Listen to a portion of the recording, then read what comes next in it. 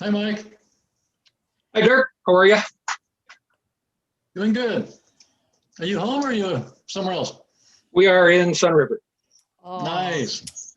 in the snow and walked the dog this morning at 7 o'clock at 8 degrees. So Oh, Nice. God. yeah, it was kind of interesting. It's the coldest night this winter. that is Haven't great. had and we're not up to our usual amount of snow over here this winter. It's really been pretty mild until this week. Yeah, that cold is Snow tough. do you It's have? hard to. Pardon? No. How Sorry. much snow do you have? Oh, right now there's probably like 3 inches on the ground. Oh, no. Then we get a little break. Supposed to get a little bit tomorrow. It kind of just a little bit every day. Nothing major. Sounds nice. It is very enjoyable. But I'm glad to be. Okay, do we have everybody or we're still waiting for, We're short on players. we're short on Commissioner Staggs and Commissioner Stoll. Have you heard from either one? I have not. Okay. Well, let me know if you want to wait or if you want to begin. I don't mind waiting a few minutes. I just don't know if they were planning on joining us or not.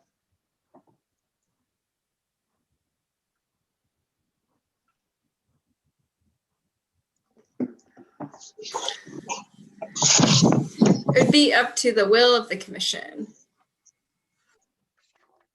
Okay, what would you all like to do? Wait a few minutes or begin?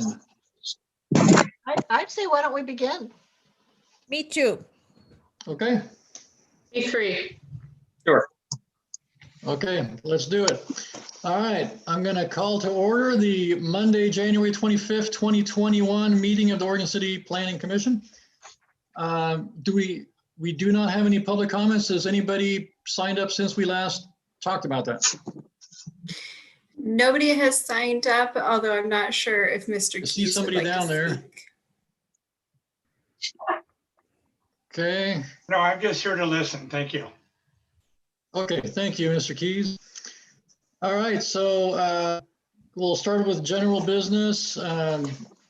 Agenda item number 1, the draft letter for the Planning Commission, input on the City Commission goals and or budget for the 7/1/2021 through 6/30/2023 biennium. And Lori, would you like to introduce that?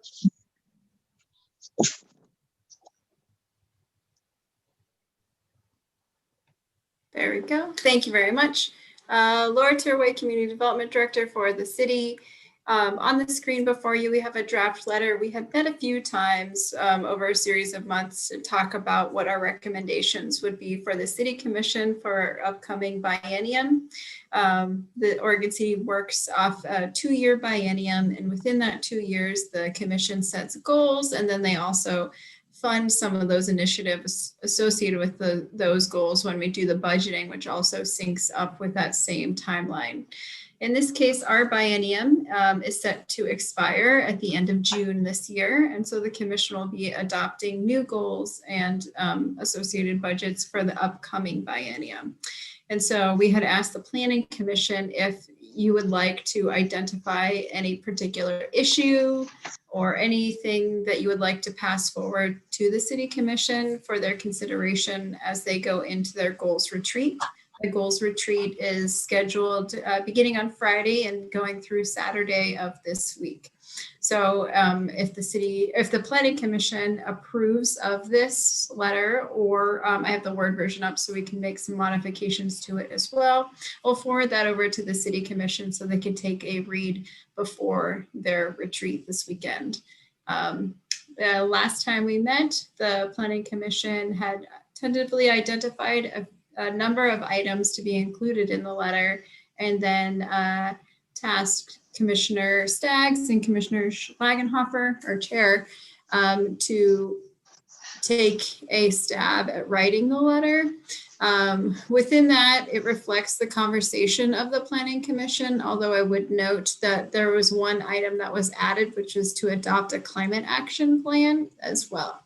And so we are here this evening to add any edits to this letter as needed, and then get a informal vote from the Planning Commission if you would like me to forward it to the City Commission on your behalf.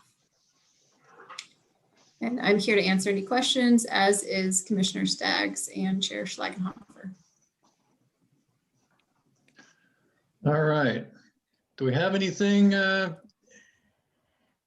So I don't know.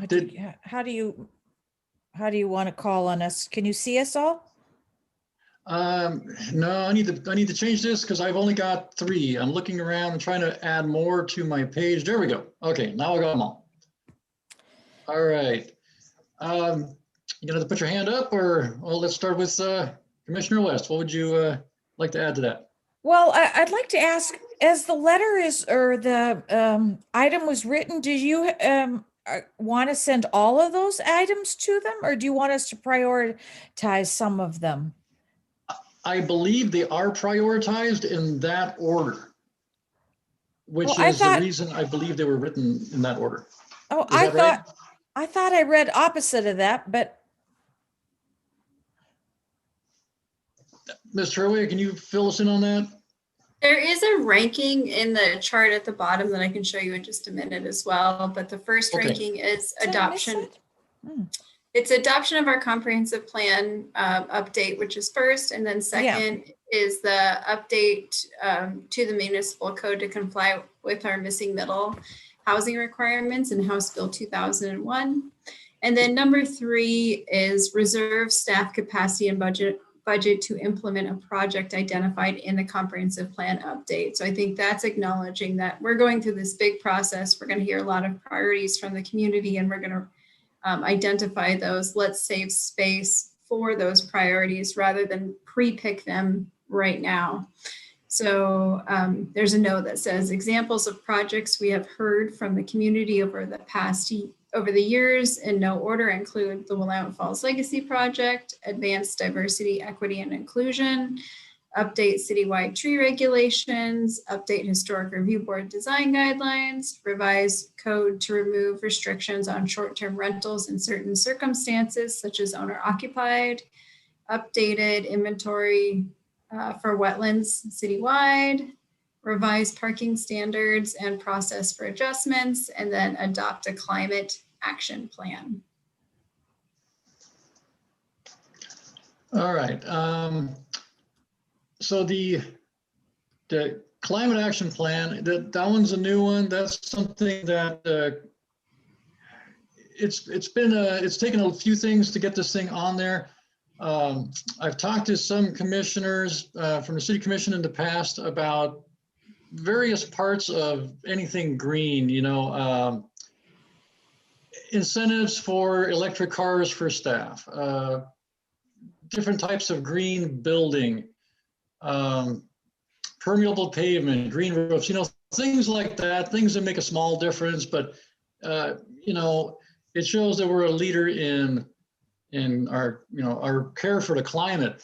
So when Commissioner Staggs wrote the letter, we talked about putting that in there. We weren't sure where to put it in there.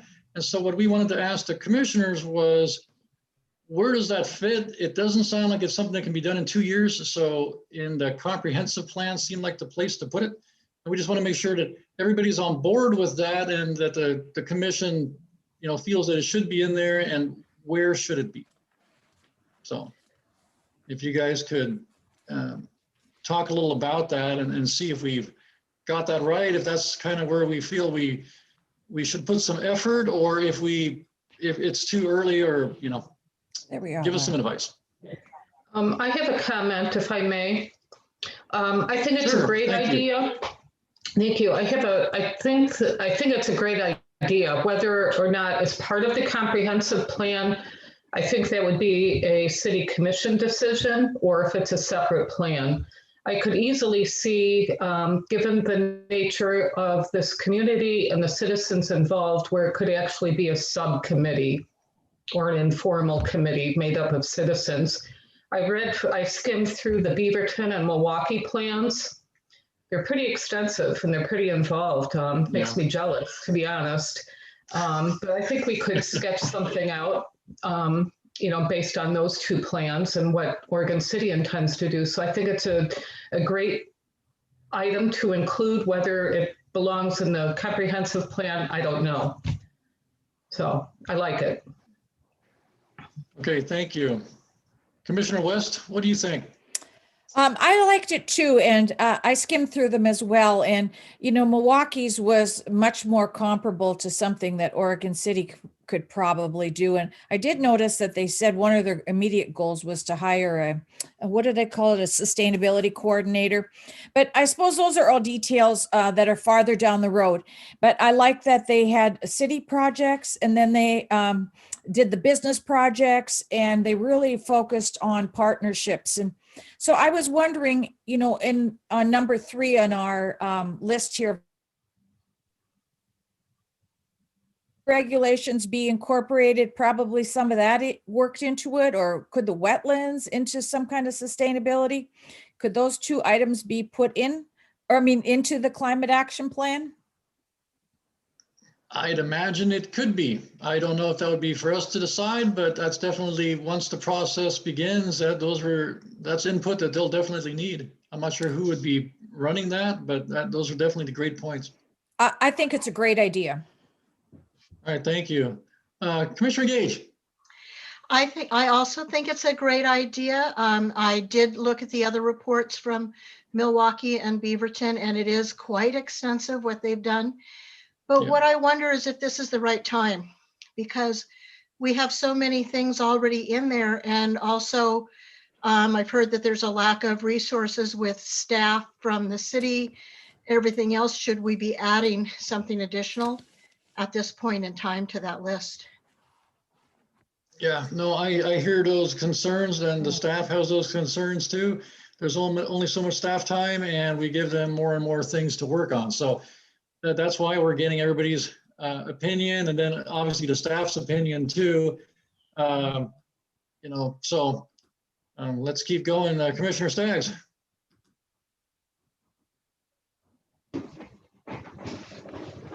I'm really glad that everyone is interested in talking about this, because I think that whatever name you give it, whether it's a climate action plan or a sustainability plan or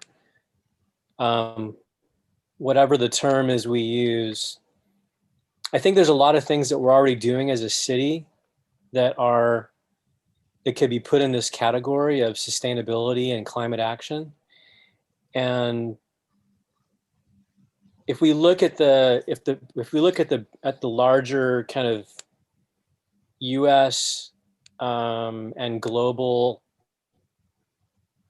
international emphasis right now on climate action and taking care of the planet we live on, I would be an advocate to say that I don't think we can afford to not do this as soon as possible. That's my personal opinion. So I think I personally feel it should be a very big priority for the city. That's my personal opinion. So that's kind of where I sit with it. I mean, I drive an electric car. I just bought an electric car a year ago, and I wish I'd have bought one 10 years ago. It's, I don't buy gas. I don't change the oil. I don't do brakes. It's such a refreshing, and I'm kind of anecdotally just talking about my personal life here, where imagine if everyone or many people in the Portland Metro all drove electric cars. I was driving down McLaughlin the other day, and I go up and down McLaughlin a lot. That's how I usually get to Portland. And there's just, thousands and thousands of cars every day going down that road and back and forth, and people that live in, Camas and go and work in Portland.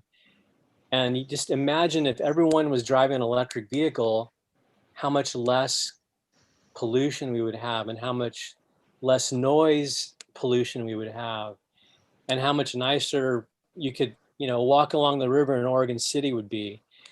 And it touches on so many things that affect our daily lives, the quality of life in Oregon City. And I personally think it needs to be a really high priority for the city. So that's where I would That's what I would emphasize. All right, thank you very much. Commissioner Mitchell, I'm sorry I skipped you. You had your hand up. I'm just going through the screen. So That's okay. I'm not insulted. Okay, I'm not insulted. Yeah, I agree with everything that Commissioner Staggs just said, but I'll be honest. When I first saw that on there, my gut reaction was, now, you know what? As a city, what can we do? But I was wrong. When I read the other two cities' plans, it was kind of an eye opener. I guess my comment would be, as I look at this list, there's like 6 or 7 things there. Yeah. Which is obviously way more than we're going to be able to do. The first one, the Willamette Falls Legacy Project, I guess we could leave that on there, but we are miles, years away from even knowing how the city can be involved in that project.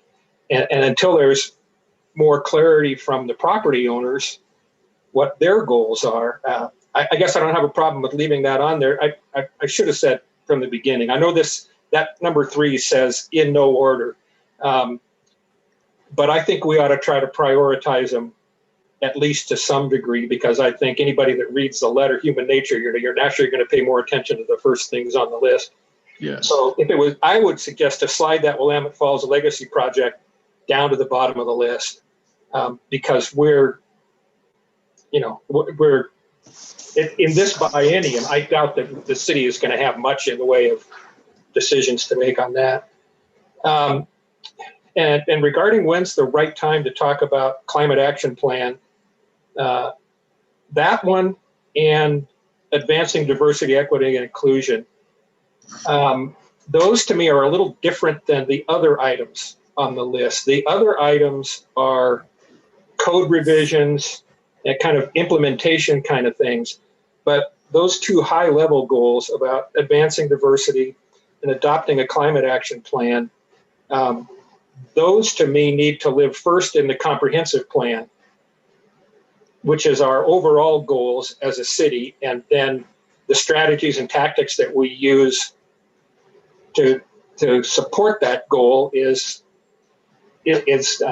comes after we've said as a community that those things are important to us, and that's what needs to live in the OC 2040 in the comprehensive plan.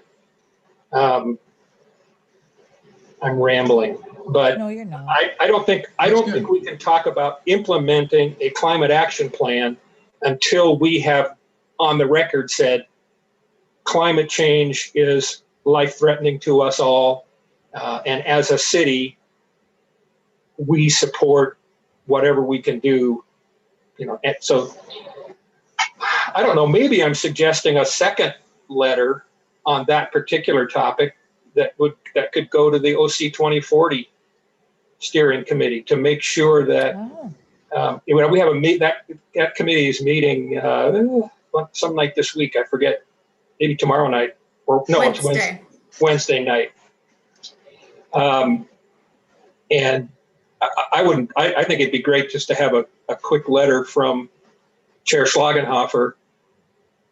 Just to get, it's probably already on the radar, but I don't know, because we're not going to see some of the survey results and the input that's been put into the 2040 plan so far. We're going to see that for the first time Wednesday night. So maybe the next time we meet, I'll have more information and can report back on that. So I guess what I'm saying is I would slide the Willamette Falls Legacy to the bottom of the list. I don't know how to handle the advancing diversity, equity, inclusion, and the climate action plan. And then I had a question for Ms. Turway. The updating historic review board design guidelines, I thought that was in process now. Did I misunderstand? It is not in process. We're just updating one component, which is a compatible change project. Looks at when is the threshold for historic review in McLaughlin Conservation District, and then what is the threshold for review for institutional upgrades to streets and sidewalks and streetlights and stuff in either district. Okay. So it's not a wholesale, it's just a more strategic consideration of a question. Let's see. That's all I have to say for now. All right. Okay. So just to make sure it's clear what you were suggesting, the Willamette Falls Legacy Project, since we don't really know what the property owner has planned, we haven't seen a master plan. Don't know really how much time we can put into something where we're not really connected to. So we can move that to the bottom of the list. The advanced diversity, equity, and inclusion, I know they're already working on that. I definitely think that should stay on there. Now the climate action plan, do you think it should stay on here, or do you think it'd be better to create a different approach for it? I think it should stay on here. Okay, but move it up? Yeah, I think it's important. Okay, Well, all right. oh, I don't know how I raised my hand. I gotta see this. Commissioner West. I kind of can appreciate it that it could be part of the comp plan and being mentioned at that meeting. So is Mike sounds like you're on that committee. And if this would be an area that they would adopt, integrate into the comp plan update.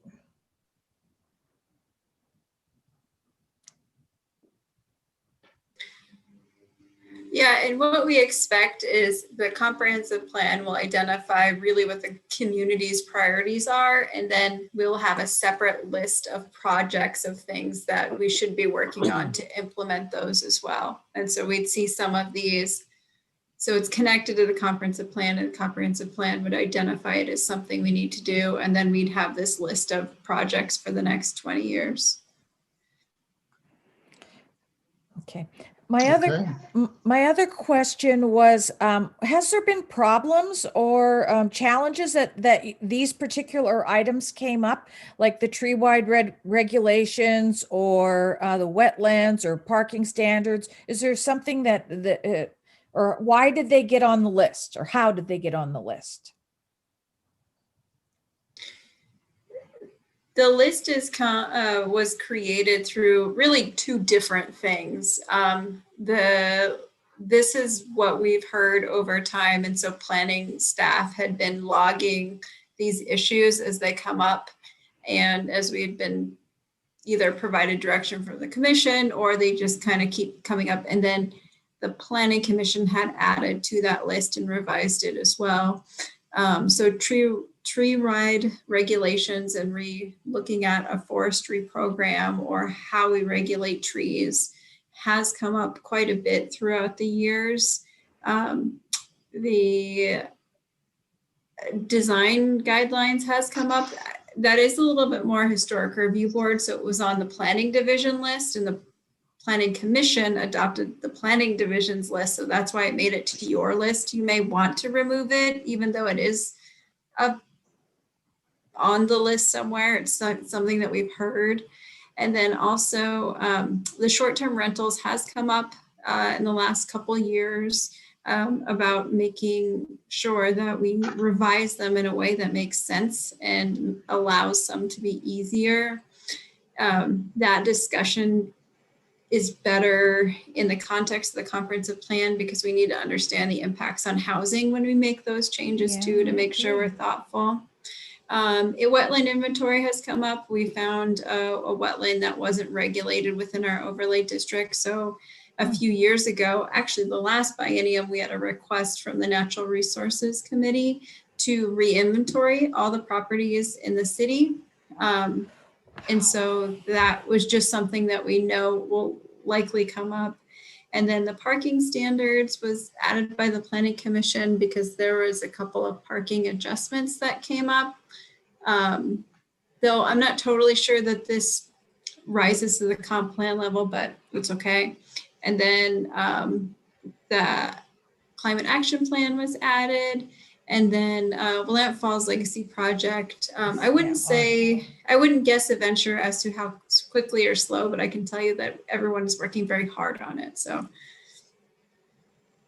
yeah. All right, thank you. Do you mean people from the city are working hard on it? Mm-hmm. Yeah, yeah.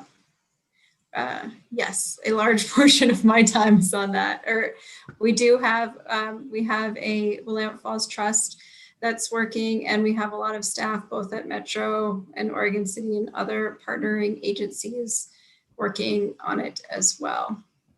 As well as the Confederated Tribes of the Grand Ronde who purchased the site. So there's the two components. One is the Riverwalk component, which is under the jurisdiction of the four partners, Metro, the state, Oregon City, and Clackamas County. And then we have the private development that is connected to, but separate from that, which is really driven by the property owner and their desire and pace that they want to develop.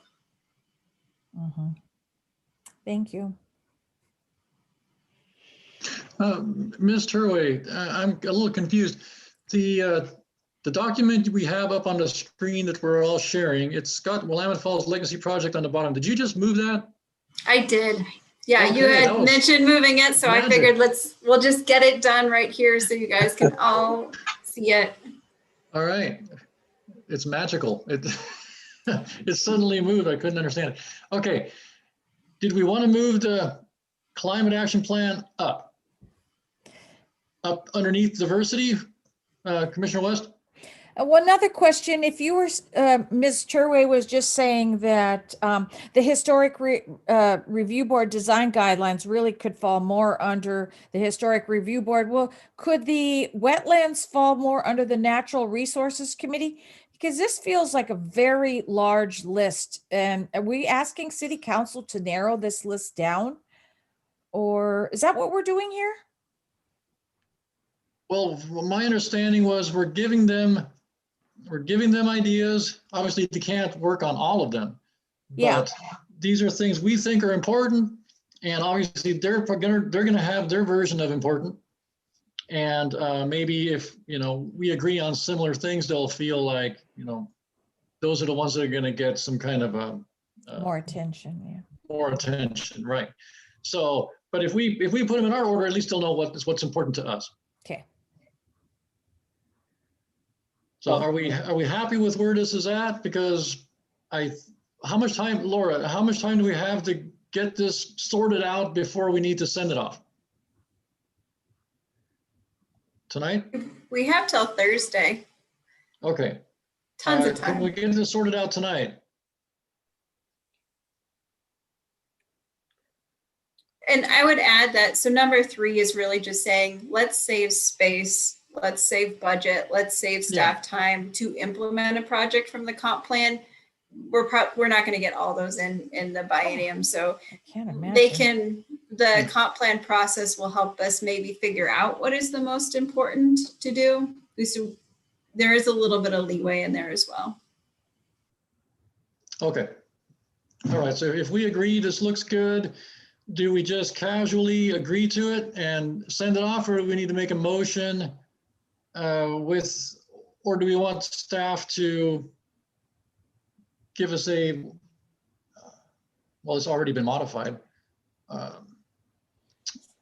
Ms. Turley, what do? Do we make a motion and vote on it? Or do we just, we all casually agree and we're good to go?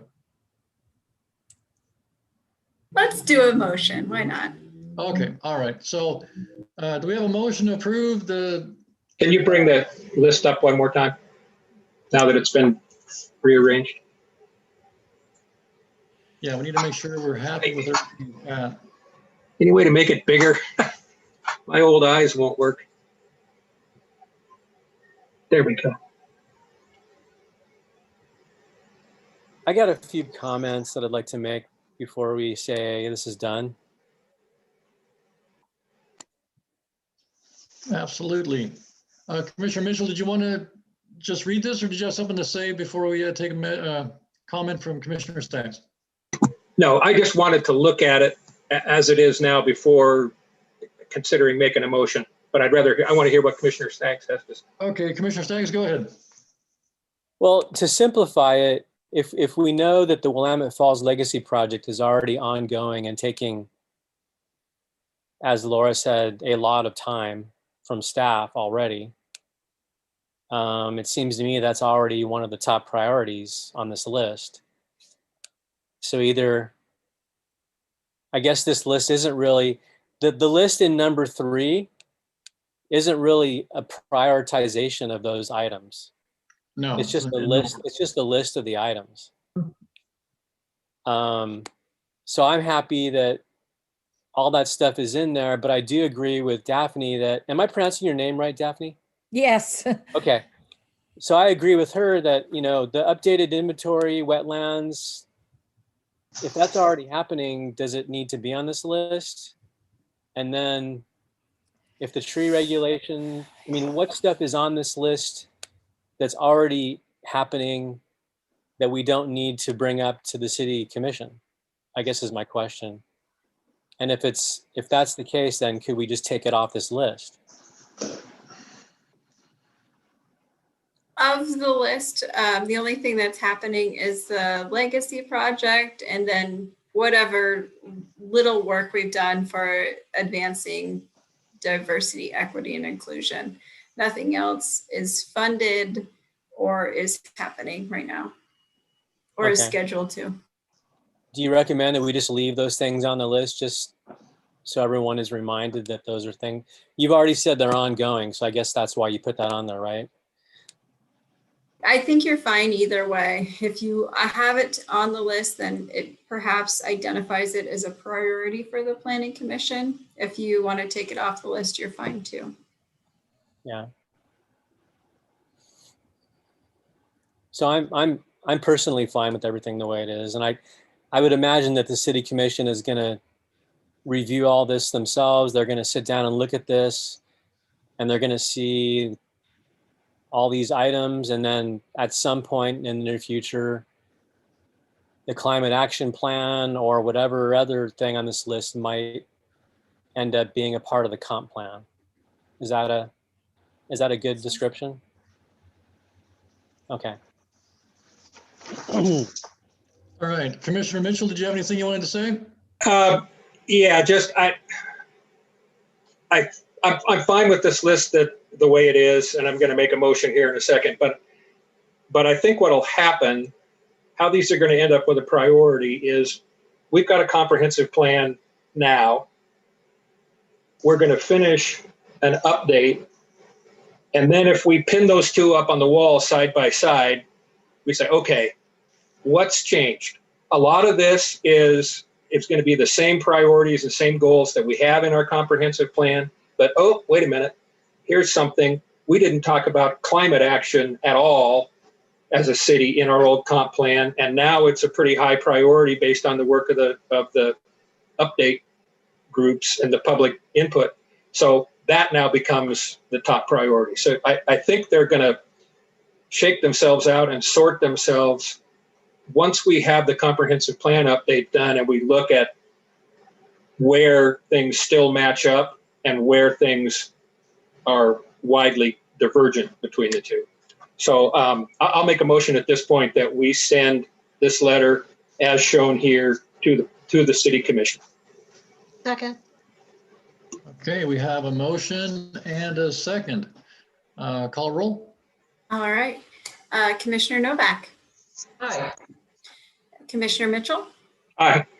Commissioner Staggs. Aye. Commissioner Gage. Aye. Commissioner West. Aye. Chair Schleigenhofer. Aye. Motion approved. All right. Second item on the agenda, legal training, planning development review process. Is that Ms. Truey? It is. Thank you. You're welcome. Okay, so I am going to do a bit of a presentation. If you have any questions, feel free to stop and ask them. I want to make sure that I answer any questions. I know we had a jam-packed hour of legal training last meeting. So a couple of things here. Hopefully I can answer questions related to development review process tonight. If there's other questions, feel free to ask me at the end of this or send me an email. I want to keep collecting these questions so I can get you answers in ongoing trainings or conversations as well. So tonight, the topic is a little bit more narrowly focused on just development review process. We heard from Assistant City Attorney Carrie Richter about generally how the Planning Commission fits in, and you as a judge or development application fit in your legal obligations there as well. So for the development review, everything is based on the code. The code sets minimum criteria. It does not set out what we want every building to look like. It just says, here's the minimum threshold. You can design your building however you want, as long as you meet this code. And has everyone had a chance to go online and see titles 16 and 17 are the main chapters that most of our development comes out of, but there's a handful of other ones too. Has everyone been able to go online and check out our municipal code? Not. Yeah, okay, good. I'm seeing some head shaking. So are there any questions about the minimum part of the minimum criteria or why we create code standards in the first place? All right. And I would say as a trend over time, we tend to keep solving problems by writing more code, which is why the code is so long. And like maybe a window was too shiny. So then the next code round, we have standards. So it can't be so reflective and shiny or something like that. So that's where the last couple of years when we focused on streamlining our code, we really were able to kind of roll back some of these things that maybe weren't a problem, but we thought they were more problematic than they were. And to the extent that we can, the minimum code standards help us create urban spaces that we like and appreciate and that help us as a community. So there is some standards in there, but we think that they're a balance. When we adopt code standards, does anyone know the major criteria that we use? There's lots of criteria, but what's the one document that we look towards to see if it complies with? I don't know. Comp plan, yes, correct. Oh. So everything we do always points back to the comp plan. So this comp plan challenge this comp plan update is that much more of importance. And so when we adopt all of these standards, we don't do it in a back room. We don't do it in a closed meeting. Literally everything is public. And by the length of these agendas that we've been pushing out the last couple of years, you can see that we attach every bit of comment with responses and just to show that we are actually, a lot of the changes come from staff, a lot of the changes come from commissions, and a lot come from the public as well. So it really is a team effort. Sometimes when we adopt code amendments, the packages are really big and it may have like a thing you don't like, but lots of stuff you do like. That is not uncommon, but the process itself is a public one. And then as we know, all code amendments are legislative for the most part, and they go through the Planning Commission on the way to the City Commission as well. No, not again. All right, oops. Okay, so next one is the code criteria. What are the kind of things that are included in our code? So we're really looking at the outside of a building. We're not looking at the inside of a building at all. What is the impact of a proposed development on our community? What does it look like? Are there windows so we can engage with it? Is the building too tall or not tall enough? Is it pushed far back at the end of a parking lot, so it feels not as nice as if it was right closer, more close to the street? What are the traffic impacts and how do we measure those? Now, a lot of those, you'll notice most of our code criteria is pretty clear and objective. We have a standard that says you need so many windows and we know how to measure it, and you can get 10 out of 10 people with the same conclusion. Things like traffic impacts are a little bit different because you have to do studies and there's some discretion in those studies. And that's why they go through these public review processes. But a lot of the standards that we may hear concerns about are relatively clear and objective in the code. And does anyone know why we prefer clear and objective code over discretionary code that gives us the ability to negotiate or that kind of thing?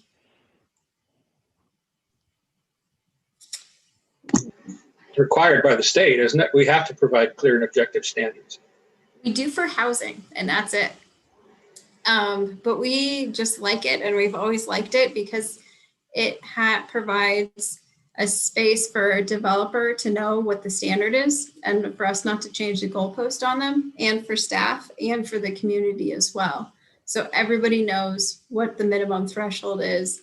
It's not real questionable. So like things like historic review board, there is a lot more discretion. So it might be more challenging as an applicant to go through that unless we give really good guidance there. So findings. You're the judge, and for every single finding within 100 and something page staff report, your job is to make sure that we answered the question and that we did it clearly. And I think that can be really challenging.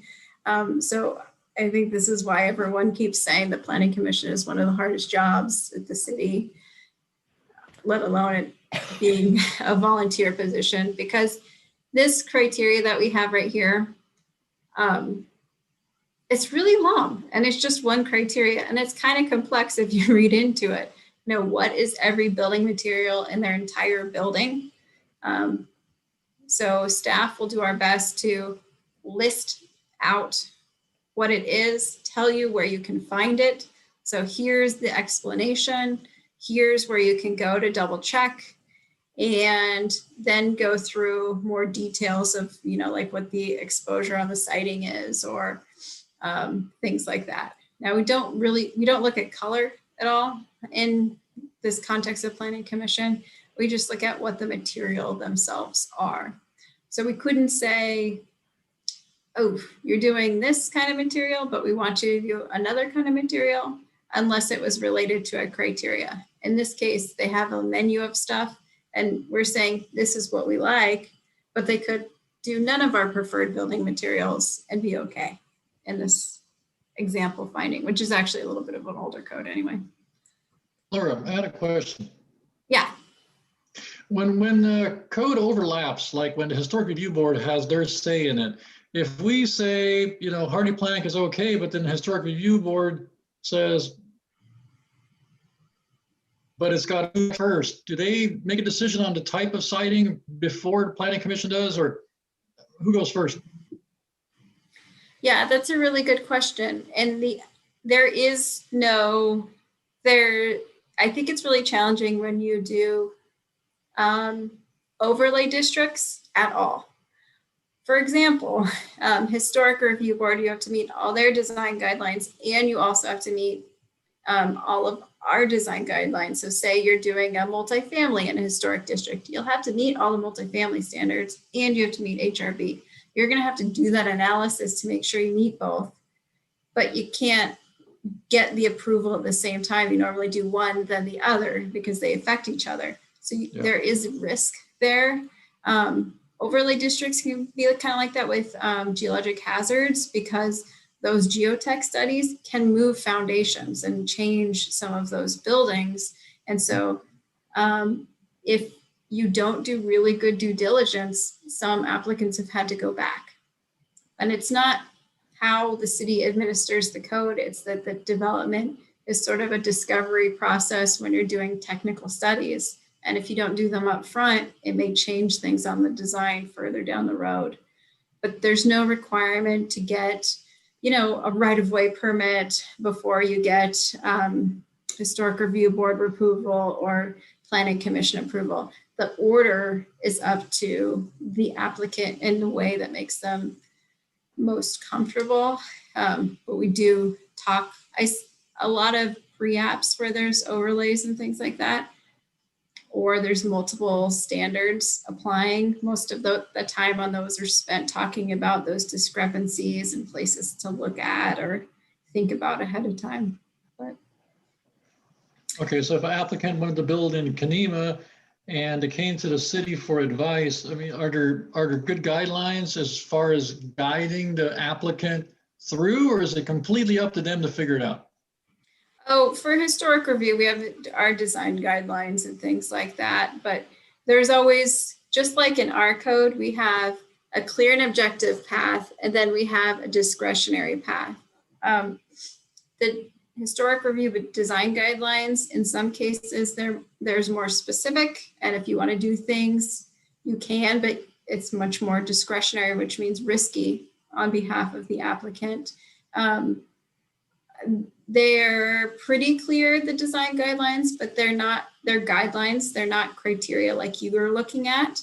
And so they're not clear and objective. So they're a little bit, they require a lot more counseling with staff before you start. We tend to go through a lot of those pre-meetings to say, I'd watch this, and this seems like it might be problematic, or it's been problematic in the past. So I would say HRB is definitely a little bit more tricky, just because you can't get 10 people to apply the code the exact same way as consistent as you can in other places. Yeah. Okay, awesome. Thank you. That was a good question though. And again, this dual track system with clear standards, if you want them, if you want creativity, there's a path for that, but just know it's a little bit more risky, but we can do it. So there's a few different levels of review. So this is trying to show that there's these types, and I don't know why, but they're always legally categorized as type 1 through 4. Type 1 is like something little and we process them quick and it's not very expensive or time consuming.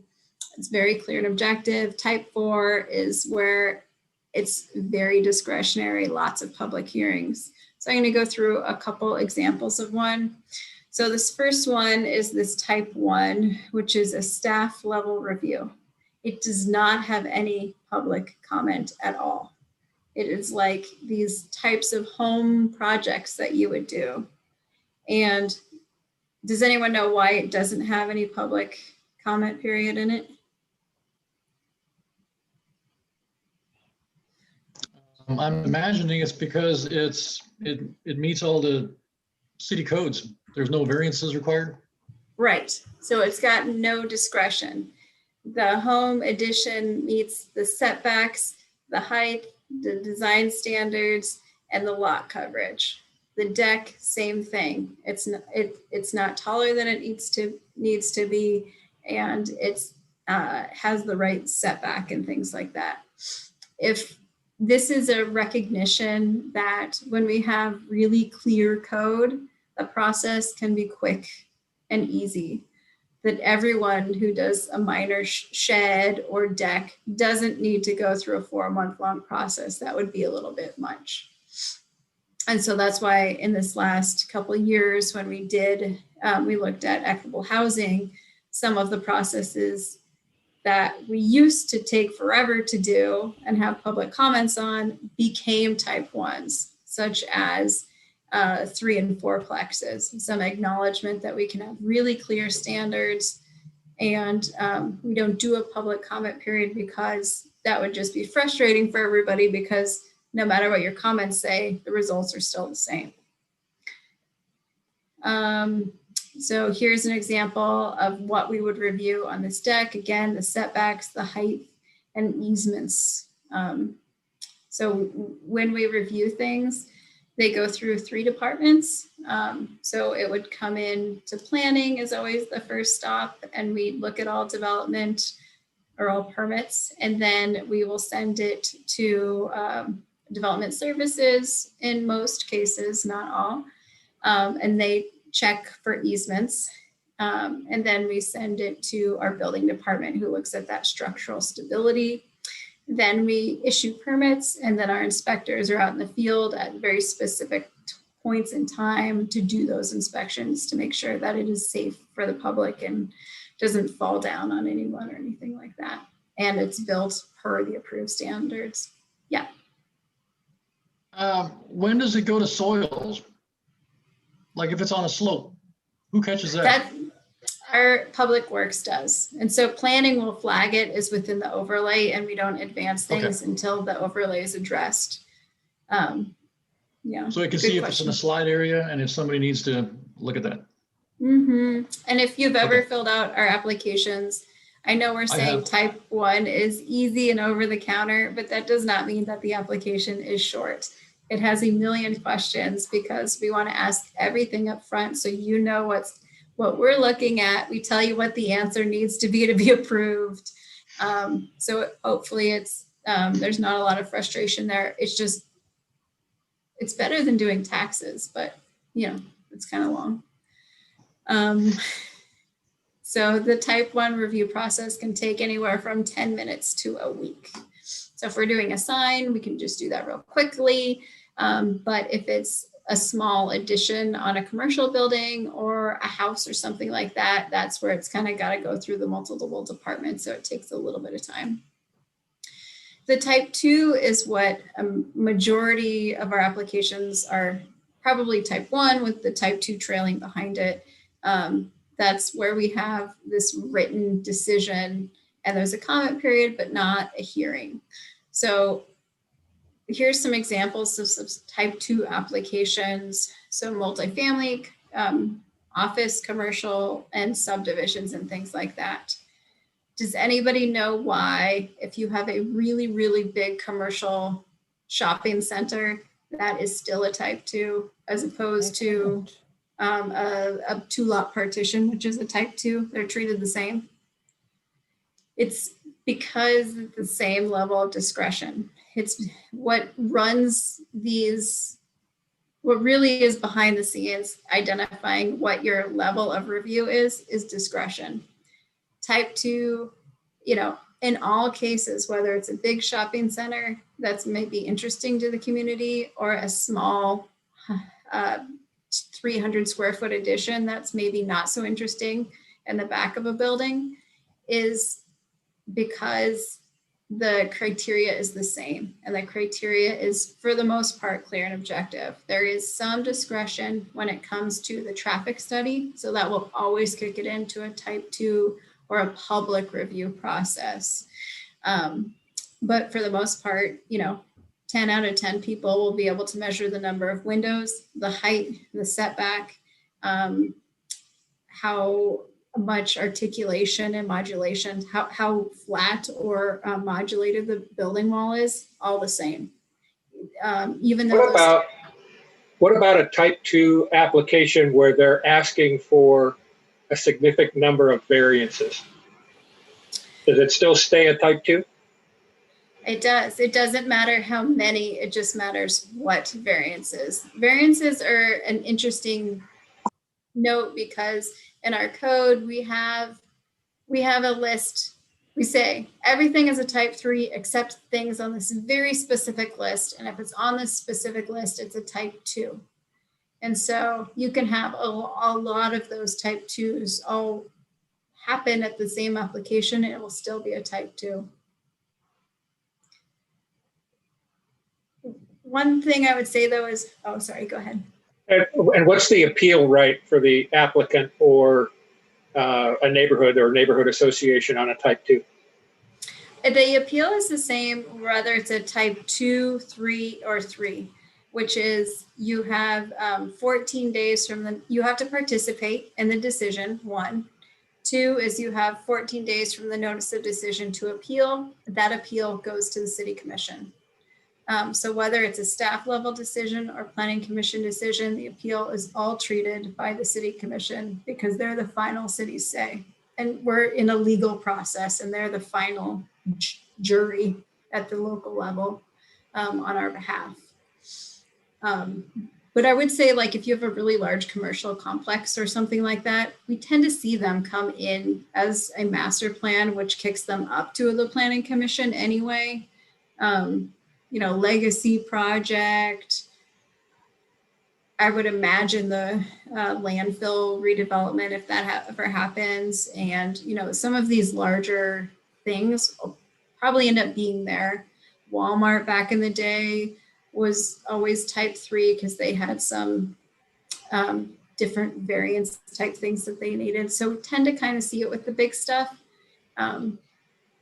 Anyway. Quick question about the appeal process.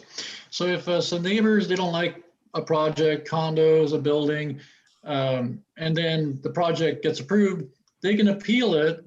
The city commission can decide if they want to waive the appeal fee or not.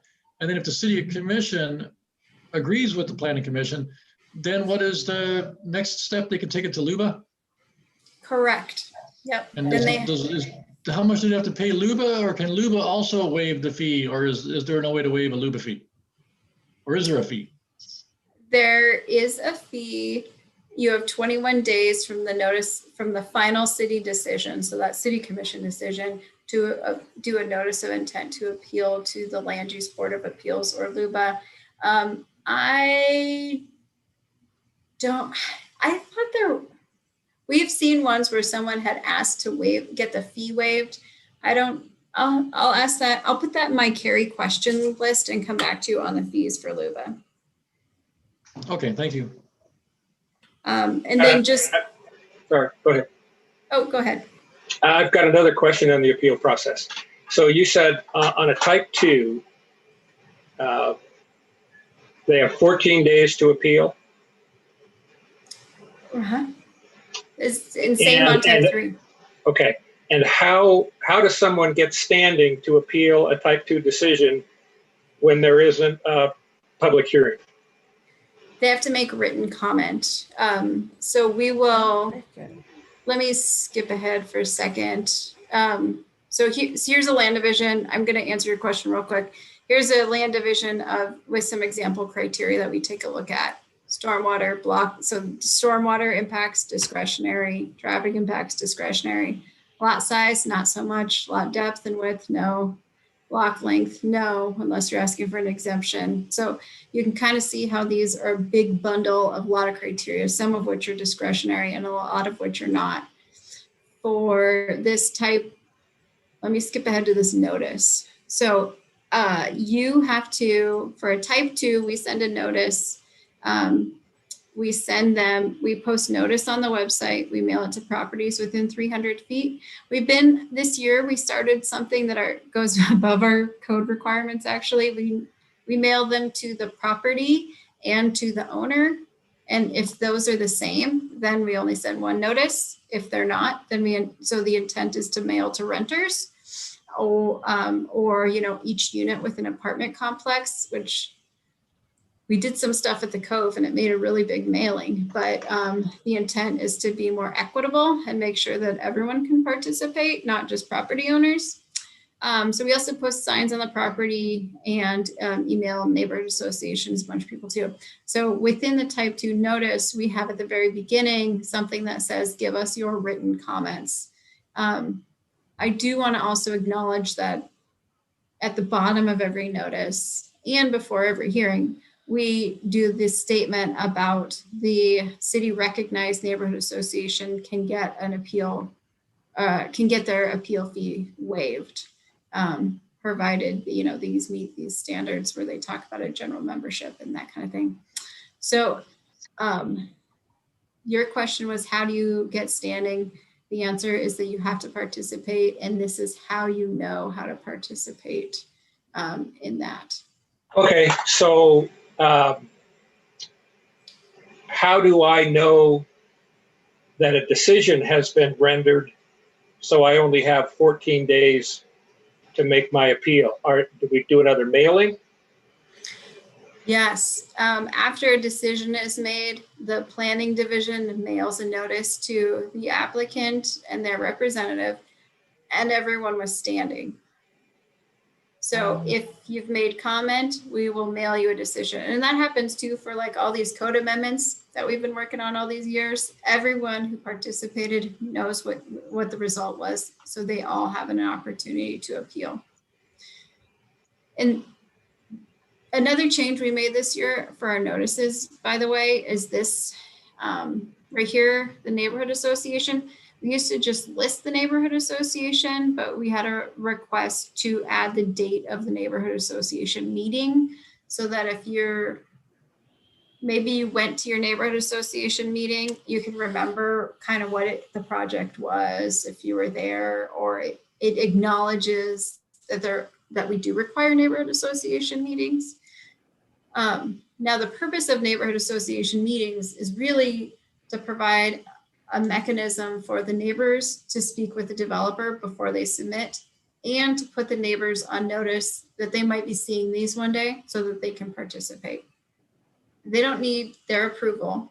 It's a space for them to come together and chat.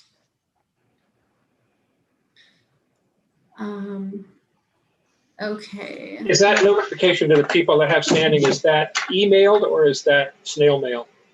Because the Postal Service apparently is still having serious delays. So you got 14 days. It takes, a week to get the notice.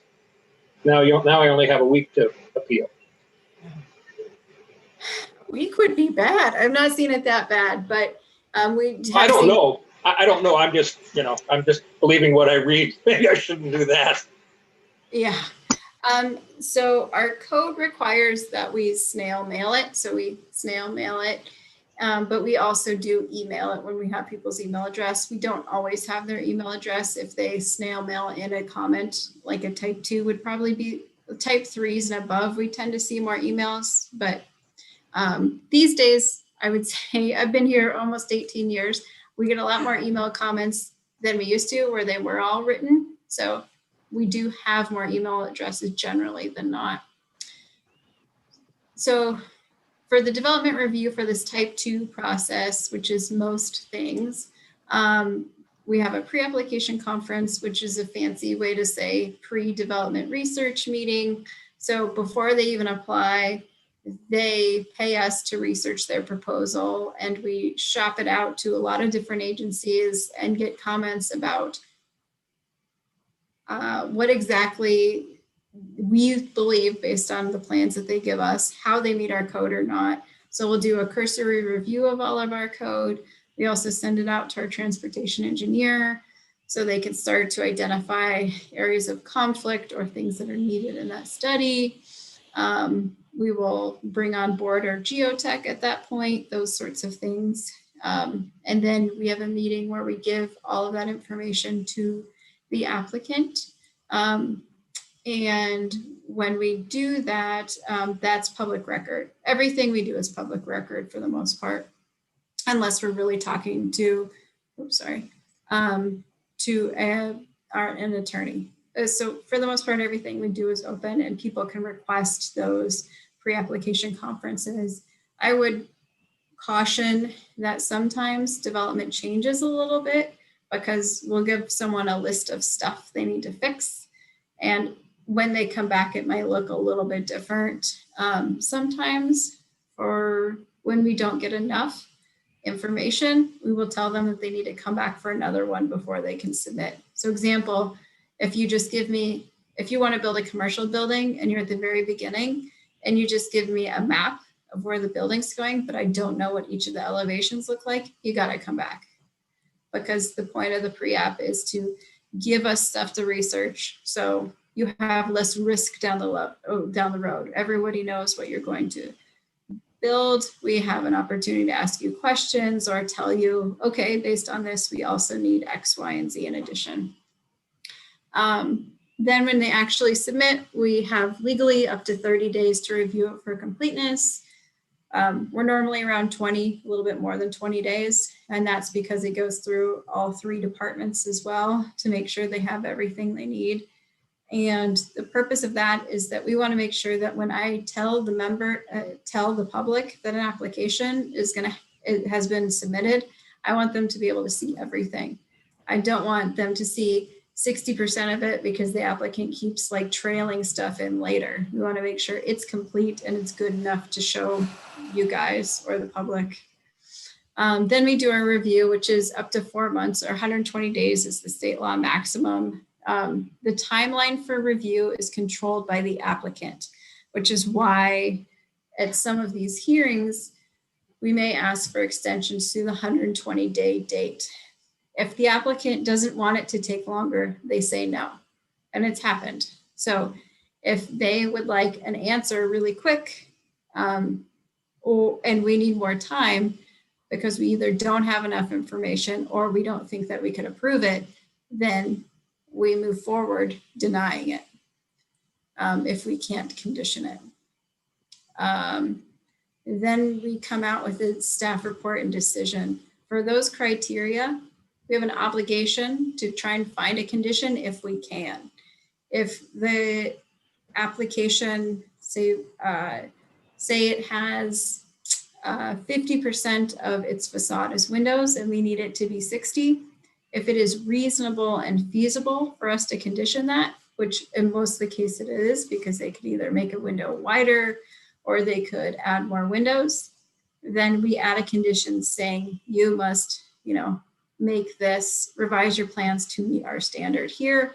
We explain why it's not met and link it back to the code criteria. So we have an obligation to make them meet the code. We don't design their building for them, but if they can meet the code, we condition it and approve it. If they can't meet that condition, then they obviously can't build it because they have to meet all of their proposal plus the conditions on top of that. They can't change it. If they change it after the fact, then our code needs to authorize those changes. So like in land divisions, there is a space in some subdivisions when you go to further some of your, finalize your plat, some dimensions may change slightly and the code acknowledges that, and that's okay.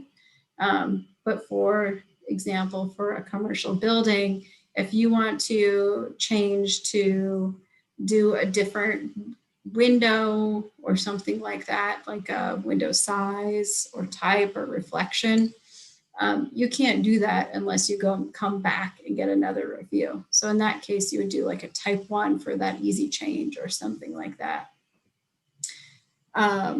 So then we make a decision and it's appealed to City Commission, which we talked about for the type 2. For the public notifications, one other thing I wanted to note is that we always include a map. So if you're a neighbor, like this address and tax lot stuff is going to mean nothing to me. Maybe the address, but certainly not these legal numbers.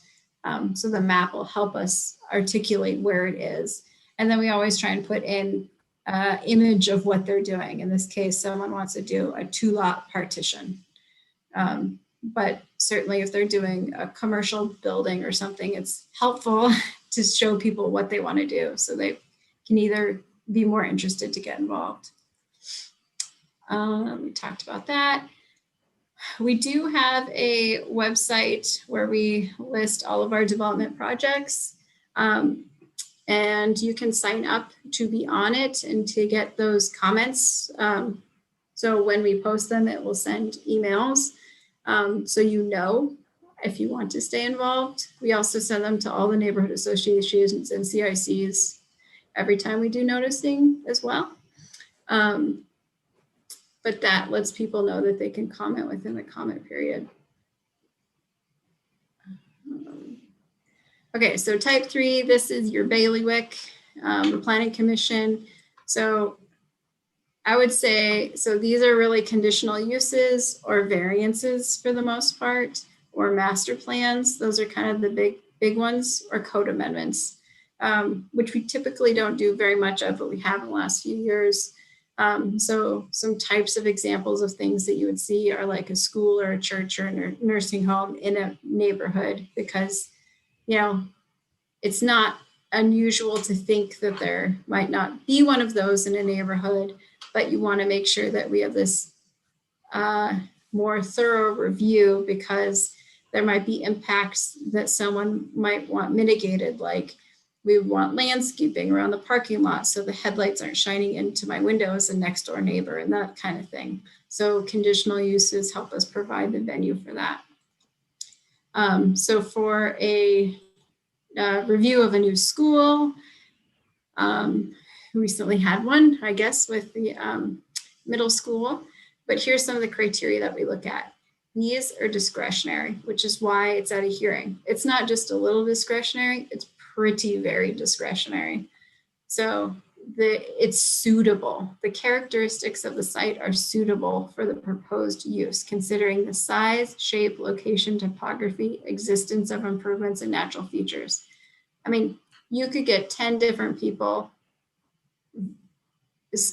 deciding a variety of ways if something is suitable. So what about it is suitable? So the applicant needs to go through each of these things: the size, how is the size suitable? How is the shape suitable? The location, and so forth.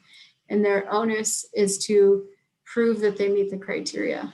The onus is not on staff to prove that the criteria meet. The onus is always on the applicant to propose something that meets the criteria.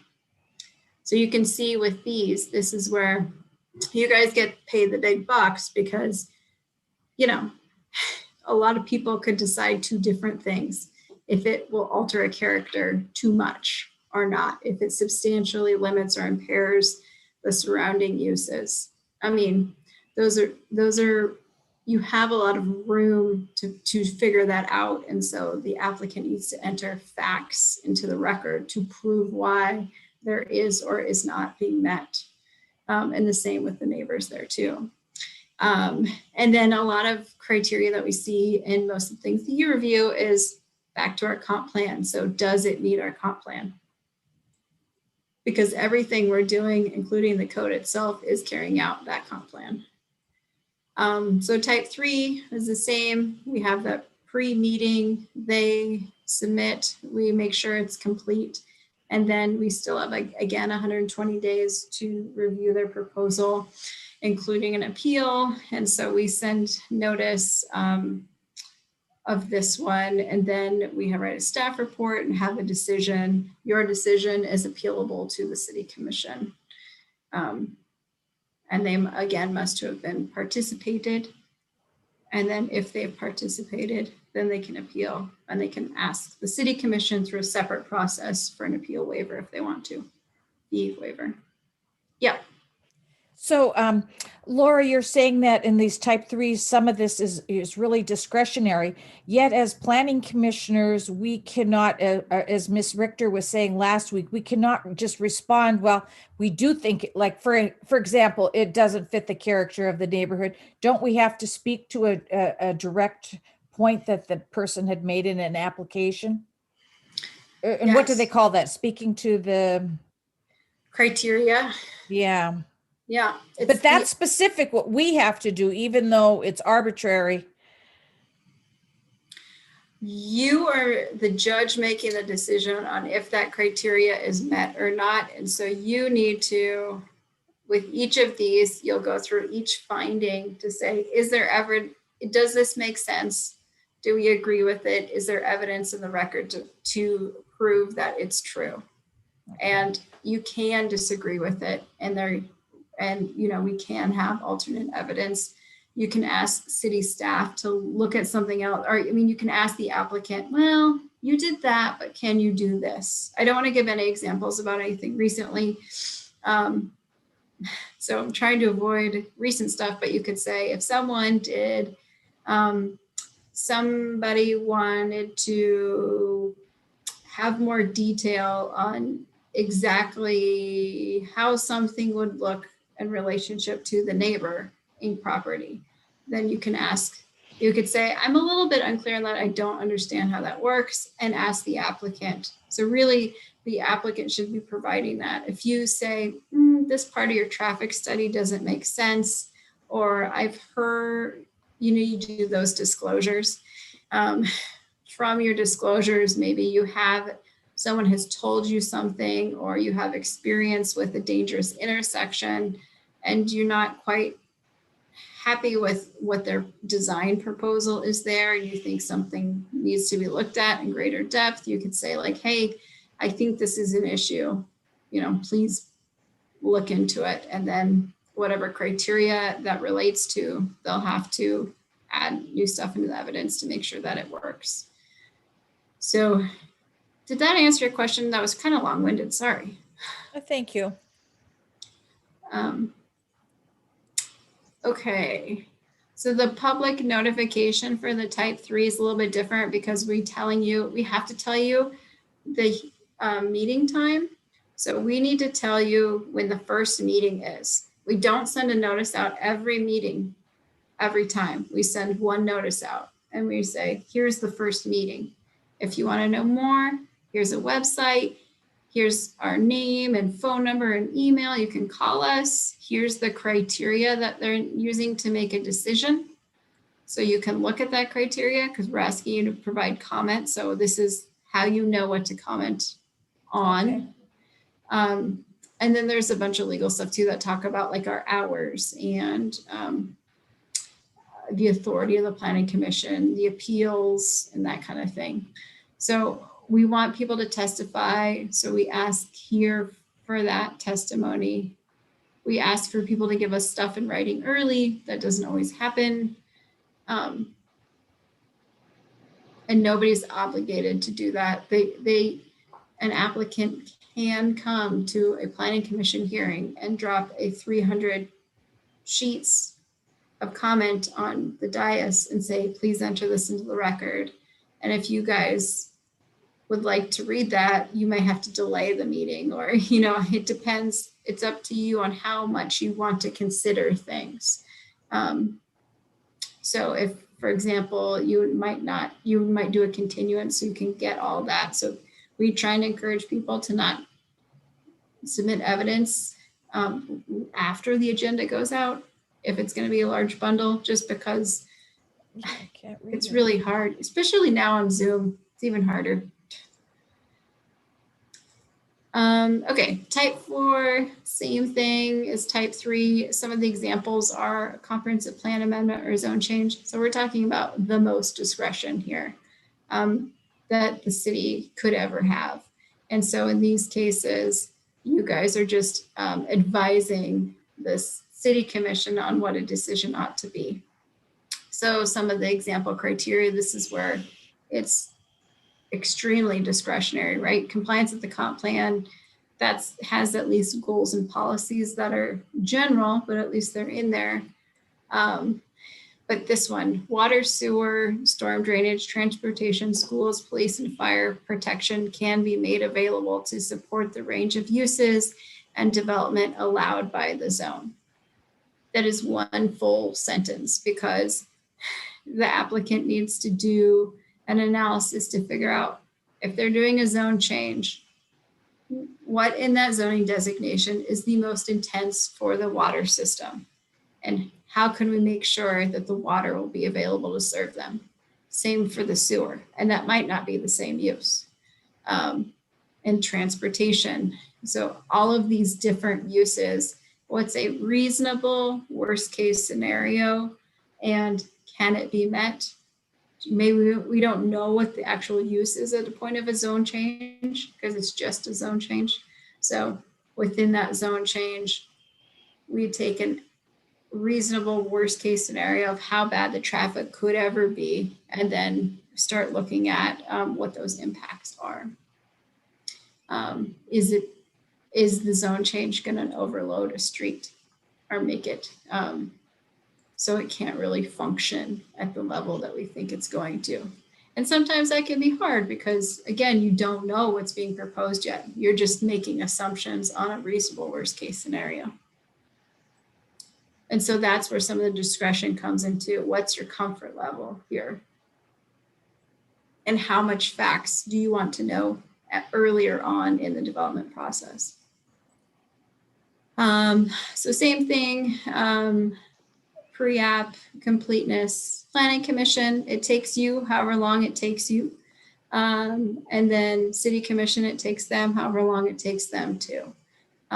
Just because we, in most cases, the 120 date applies, sometimes it doesn't. So we basically have unlimited time for like a legislative application or something like that. So it'll take us however long to do our code amendments as it takes, because it's important that we feel comfortable with them. That's the most important thing, not the timeliness factor. We talked about the opportunities for public notification.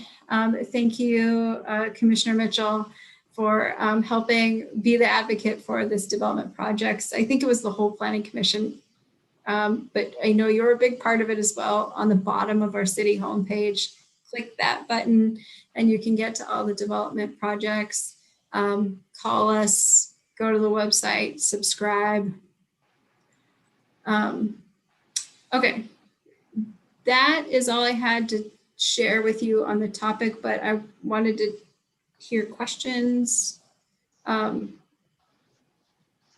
do you think the staff reports are going? Are we answering the questions that are being asked? Do you have questions about our formatting or anything like that? I have a comment, if I may, just a comment.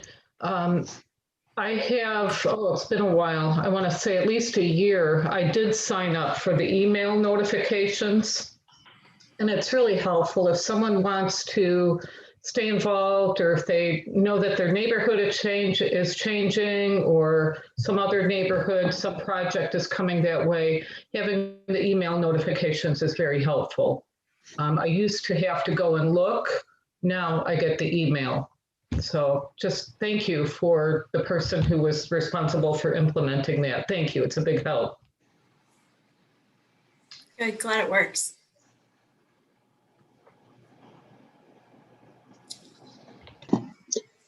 I've got a quick question. Yes, Commissioner Mitchell. Laura, on the blue sign that's on at the site, it has a link on there, or written on there is the website page for that project, right? Mm-hmm. Okay. You ever considered putting a QR code on there? Oh gosh, It's pouring down rain. I go out there with my phone and a pencil and paper trying to write down a website. If you put a QR code on there, somebody can, well, I think most phones do that automatically now, would take them right to the website. I can ask. I don't know if we can do that, but I will certainly check. That's a good idea. Cool. Thank you.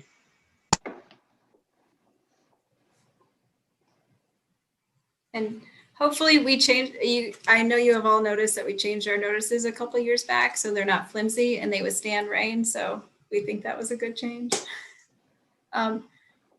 One thing about notices, I get a question from time to time that notices have been up for a long time and they never got taken down. So applicants sign an affidavit when they pick up the notices that says, I will put up my notice on this date and I will take it down after the Planning Commission makes a decision, or on this date after the comment period is over. Most of them do that, not all of them do that. So we don't drive around and pick them up, though. When they're really old, sometimes we do drive around and pick them up. It's really up to the applicant to be in charge of that, because if it needs to be up for a certain amount of time, and if it's not up for that amount of time, then we start the noticing again. And sometimes you'll see some of those notices get stolen. And so if they don't replace it, like right then, within a short amount of time, we'll have to renotice if we don't get all of their required minimum noticing period dates in. Does that notice period start over, or does it just have to be up a certain number of days? We start over because we don't know exactly it. So for type 2, it has to be 14 days. So it's up to the applicant to keep making sure that it's there. Because if it's gone halfway through, we don't know like when it left, so, or anything. So we just start all the way over. And then we charge them for it too now. Okay, it probably hasn't happened. What if a disgruntled neighbor stole a sign every 2 days? Yeah, it happens. We've had ones where we've made extras and like given them to the applicant so they can just replace them. Wow. Wow. Don't do it though. It's not a good idea. No, I'm not like that. I mean, like you know, it'll come back anyway. It doesn't matter. It's going back. Yeah. All right. Any more questions for Laura? It does not look like it. All right. Laura, we're done with agenda item 2, or are we moving on? Sure. All right, moving on. Agenda item number 3, communications. Who is got communications? Sorry. The 2020 community development, building and planning statistics and initiatives. I've got it. One moment while I screen share. Okay. All right. I introduced it. Thank you very much. 1 second. All right.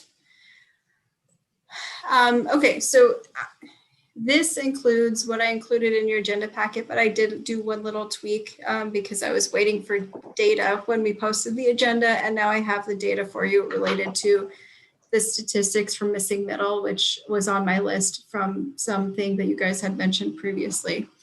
So every year we do data, and over the years I've grown to add sort of what are the other projects we've been working on.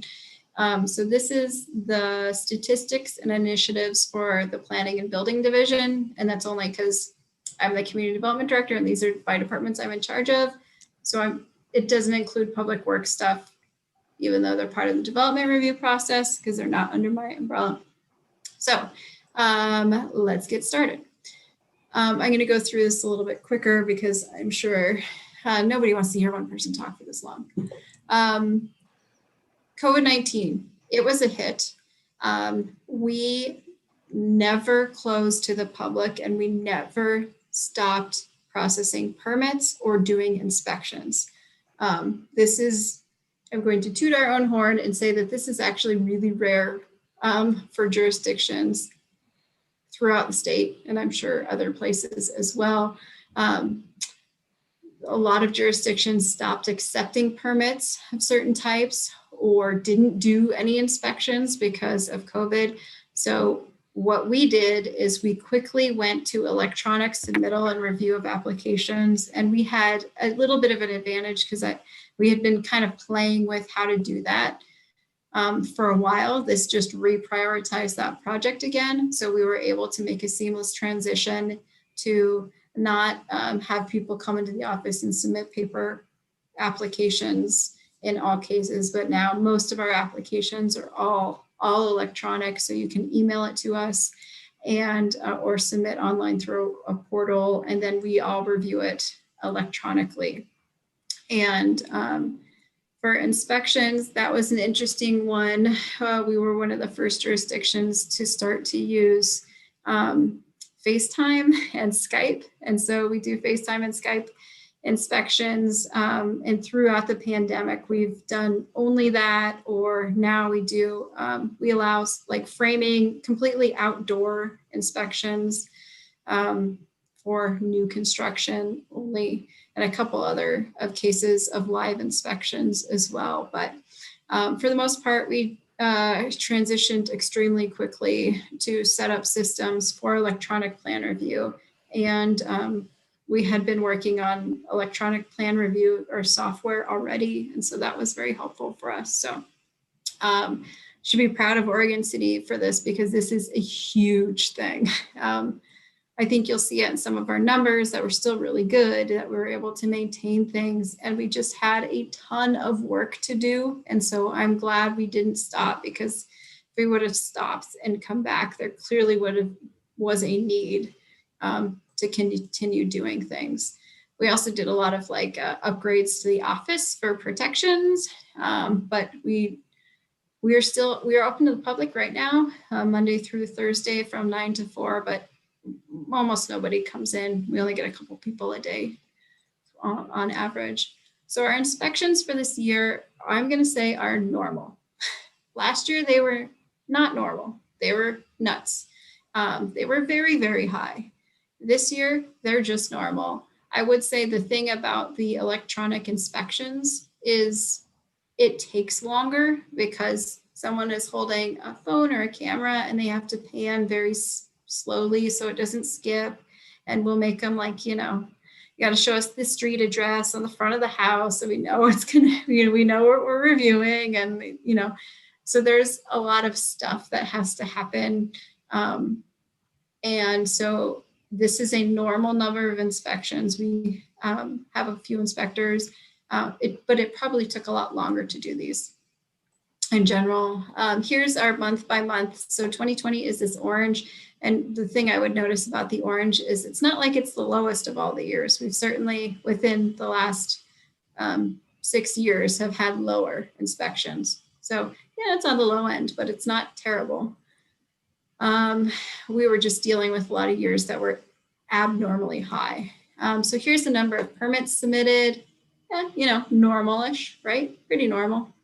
A little bit down from last year, but last year seemed to be an odd one.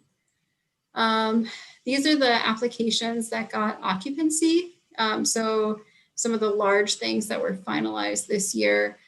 The thing that I think is the most interesting is here's a multifamily, here's a multifamily, here's a multifamily, here's a multifamily. The multifamily has really been kicked up a lot in the last handful, 2 or 3 years, especially these smaller number of units, not these mega complexes. So we've been busy with that. Here is some building permits types. So 2020 is the light green and 2019 is the dark. So 2020, the people got their mechanical and their plumbing permits like crazy. So this is for commercial and residential mixed together. For some reason, the electrical permits aren't as much as they were before, but you can kind of see, in general, that we were busy and there was a couple different types of permits that people must have been doing some quarantine updating. So this is interesting. So our number of inspections was average. The valuation of building permits was up a lot, right? So this is interesting to tell us that some of these projects that the building department got were huge. So some examples of things that went through the building permit process were like the apartments on Beaver Creek Road. Those went through planning a long time ago. But they're, coming out of building now. So there's a little bit of a delay on stuff we see, and then they do their public improvements and then they get their permits. And sometimes there's delays because of financing and stuff. So we were very, very busy with really complicated projects that started in 2020. So here's number of dwelling units. So here's the dwelling units issued and here's completed. So issued means we give you a permit, you go ahead and build, and completed, you got your certificate of occupancy. So the number of ones completed, on par, but this multifamily thing, at least we had some compared to all these years where we had none. So we're seeing that some of these issued permits kind of come out. This one is the home modification. So I think this is, should I rename this the COVID slide? So how have home remodels changed? So we had a few more additions, a lot more alterations. I would say probably a lot of the COVID stuff were things that maybe didn't need permits, because I'm sure everybody got their permits, but I'm sure there were, there was a lot of like small cosmetic things that people did. Commercial square footage is down from last year. Last year abnormal year in this space, very abnormal. Pre-apps, I think, again, we're coming off last year and we're normal. It's pretty normal for the most part for 2020. Those are those pre-development meetings. Here's number of planning applications submitted. You can tell it's not consistent throughout the year, so budgeting around here is fun. But, you know, I would say that's in the normal range, coming down from abnormal some of these years. Number of lots submitted, 12. So of all the partitions and all the subdivisions, only 12 lots in 2020. Not a good sign for No. future. Yeah, we've been hearing about, you know, supply or cost of housing. Yeah. Not a lot on the supply side, coming down probably next year unless people start to do more land divisions. So again, the number of lots, so 8 of them were in a minor partitions and only 1 4-lot subdivision. So it's kind of sad there. ADUs, we're up, Okay. but only to 2. Well, mixed bag there. But I would say that for ADUs is challenging because most people will have what looks like an ADU, but it doesn't meet all the qualifications for an ADU, and you don't have to pay the SDCs. I would probably do that, so I get it. But that just means that when we track these, we're tracking only official accessory dwelling units. This is the missing middle slide that wasn't in your packet. So we got 2 3 to 4 plexes and 2 ADUs. So some missing middle. We've had some conversations on internal conversion, so I would expect to see some in 2021, as well as maybe some duplexes. We'll see. Commercial applications. This is colorful in a lot of ways, but we created this over-the-counter permit in 2016, so it's hard to kind of follow. But for the most part, these minor projects, we went from 7 minor projects last year. So these are type 1 site plans, or I mean, type 2 minor site plan design reviews to 11 this year. We had 10 full site plan design reviews last year, 15 this year. So there were a lot more planning applications for site plan design review than there were before. And then the top one is 2 master plan applications. Annexations, we had 2 this year. It's hard to say if that's normal or not. You can see on the graph. I don't know what is normal for annexations these days. Same with conditional uses. Like these boom years were pretty amazing compared to our sort of average that we're hitting right now. Historic review, I'd say average again. You can kind of see it's all over the place. We had a couple appeals. So both 1 staff decision and 1 HRB decision. And then we had 2 new LUBA cases, which got combined into 1 LUBA case. And so we're still at LUBA with that.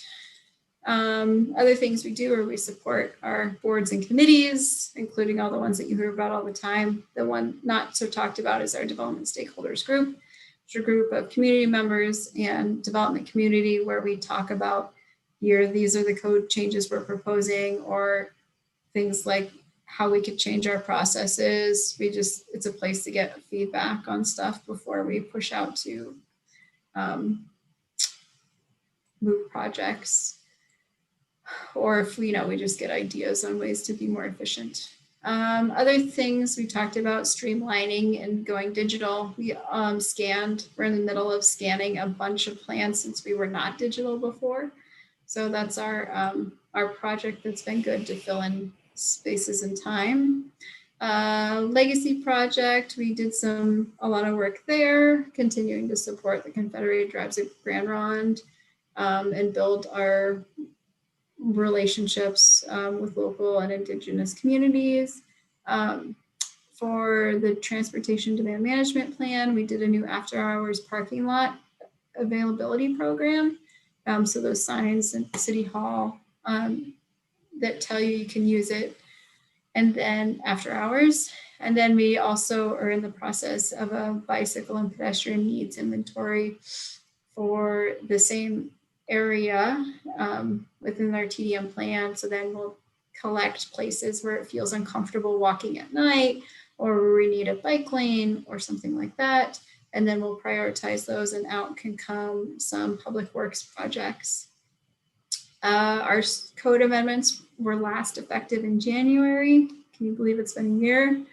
And then we adopted the Thimble Creek concept plan zoning implementation, which is such a proud moment, because it's, I don't know, what it started in 2006.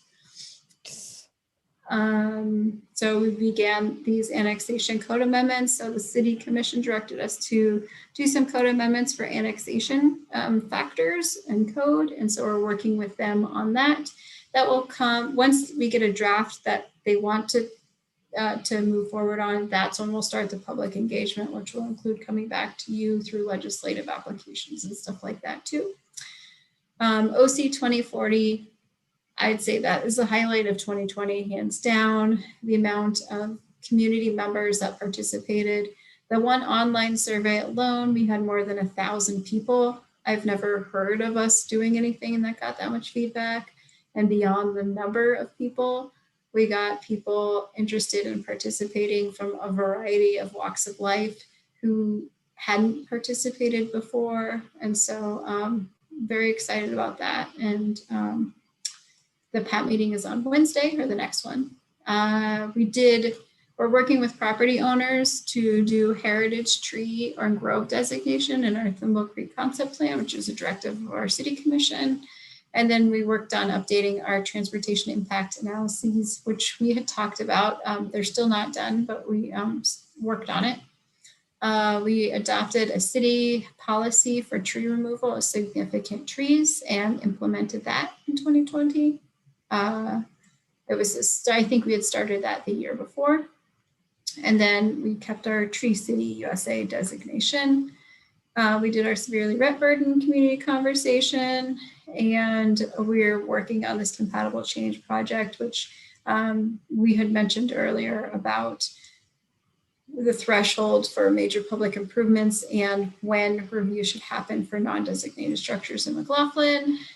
We also support a variety of other departments and projects like code amendments for murals, McLaughlin design, Oregon City Shuttle, and the bike head feasibility bridge study. We got some grants, not a lot this year, but we're coming off a lot of money from the last couple of years for our comp plan. So still really good, and both nice because they are both in support of our heritage program. And then our population, this is just a fun one because people like to know how we grow. So we've been a pretty steady growth rate. So 2020 was 1%. Though sometimes I acknowledge that it may feel like more or less, it's pretty much steady throughout the years. And then that is your CD staff working hard for you every day. That's all I have. All right, thank you. I had one question about, it's not, I don't know if it's something that the planning department really gets involved with as far as uses on projects, but if somebody, I know we go more with the, you know, is the building applicable to codes and laws, but as far as use, if somebody idea. I know axe throwing is legal now, so there's some state laws that it falls under, but if someone wanted to get into flaming spear throwing, do we look into the legality of it at all, or do we just you know, approve that it you know, meets our requirements? Do we not look into uses at all? You're muted. Someone's got to do it. Interesting question. we do have to make sure. So we approve all business. We have a lot of side duties that didn't show up here. Like we look at every single business license that comes through. And when we look at business licenses, we make sure that it's a permitted use, or if it requires more review, that they get that review before it's issued. So for axe throwing, we looked at our code there. So there was a couple of axe throwing places in Oregon City that came through business license this past year. We look at our code, see if it's permitted in the zoning designation, or if there's ones that, categories it fits under. And if it does, then the planning division is done. It goes through a series of reviews. So like building department also checks, and other places too. We don't look at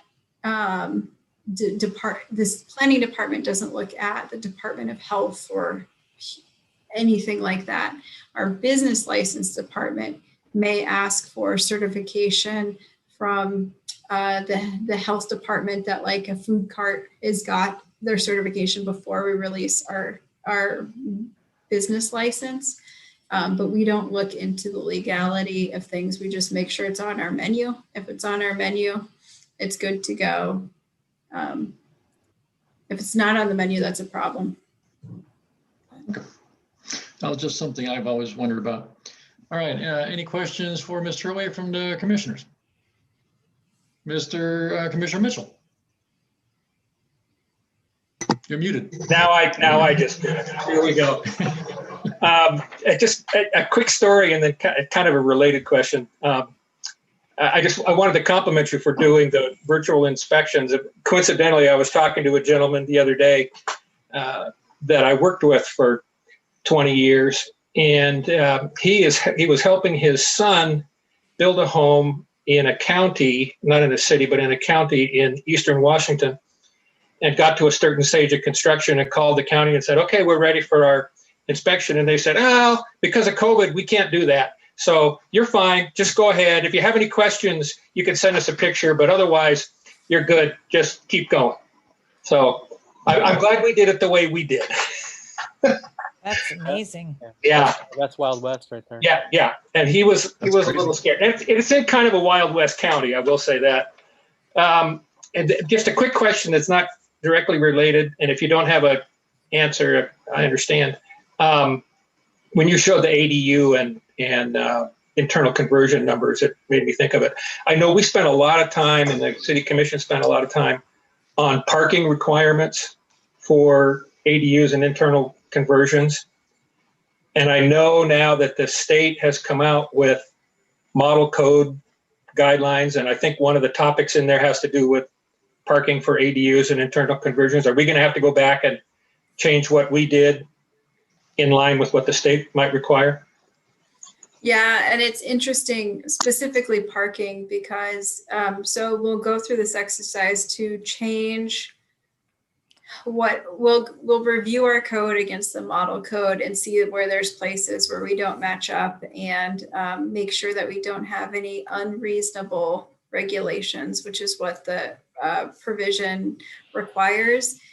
In the explanation that you can't have any unreasonable regulations, it says, no, you cannot require parking for ADUs, and that's part of the law now. So even though the city does require ADU parking, that is one of the only standards that we have in our code that we are not enforcing. And we had talked a little bit about that with the commission right at the end before they adopted it, when we knew that it wasn't going to be a thing.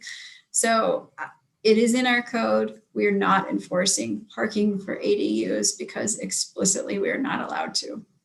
But yeah, we're going to have to go back and clean that up. And then any other places where we need to do that, such as looking at, remember they said you had to allow alternative housing types in areas, and they never defined areas until this model code kind of came out. So we got a lot of work to do there this next year. All right. I got something to ask. Thank you, Commissioner Mitchell. I got something to add to that. So if state law is such, can the city ever can we ever be tighter than that? Or if the state law is a certain way, we have to stick with state law? Was the ADU parking just a specific requirement that they put on the parking? The ADU was a very specific limitation they put on. Okay. It depends how you say we can be restrictive. Like on parking. If the state says you need to be, 20 cars for so many employees in a building, can we say, we think 13 is enough? Oh, there's a lot of metro standards that apply regarding parking. You can always have less parking. You can't legally have more. There are certain thresholds where you can't allow too much parking, but you can certainly go down to, almost nothing if you want to. But could the city say that you can have next to no parking? Would you have that kind of authority, or could they say, hey, state says we can do more? It depends on if there's minimum thresholds you have to have. Okay. So I don't know that I'm answering your question very well. I think it depends. I think it's a lot easier to go with lower numbers for parking than higher, but it depends. Okay. Yeah, because I know there's some businesses are allowed in some cities and not in others, and it's up to the city to decide where the businesses are appropriate.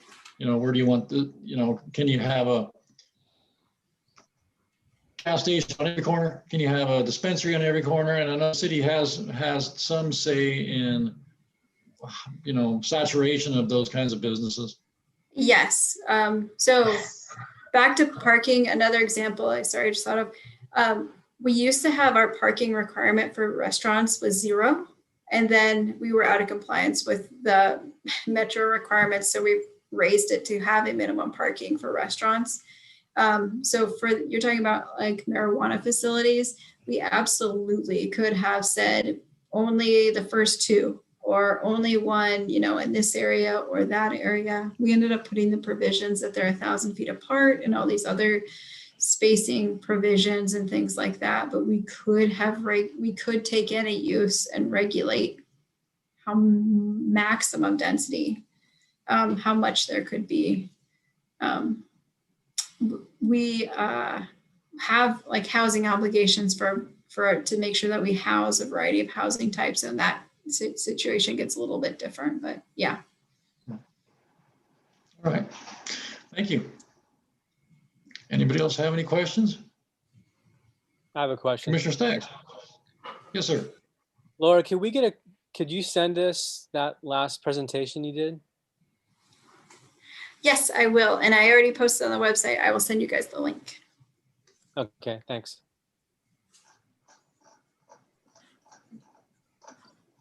All right. Okay. So nothing further on that agenda item. Does anybody else have anything they would like to talk about besides that? Oh, Laura Turley. Sorry, I forgot 2 other things that are unrelated. Okay.